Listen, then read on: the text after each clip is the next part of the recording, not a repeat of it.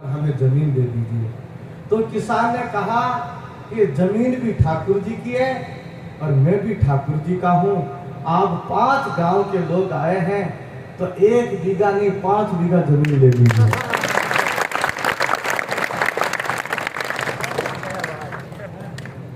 तो बोले कि महाराज हमारे पास तो 5 बीघा जमीन ले तो लेंगे पर हमारे पास पैसे नहीं है, हमारे पास 1 बीघे के ही है।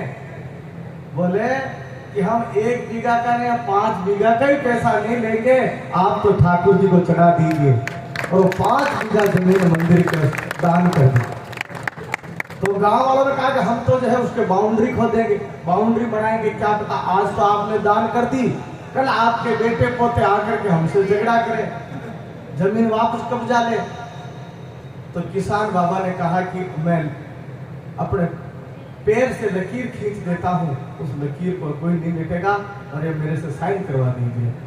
और वो 5 बीघा जमीन के ऊपर जो गांव के लोग बाउंड्री कराने लगे तो नीम खोदी और उस नीम के अंदर एक कलश निकला और उस कलश के अंदर जो है सोने की मोहरें निकली। तो गांव वालों ने कहा भाई हमें तो जमीन की आवश्यकता थी, हमें तो जमीन मिल गई, ये कलश और ये सोने की मोहरें तो उस किसान बाबा को दे दे।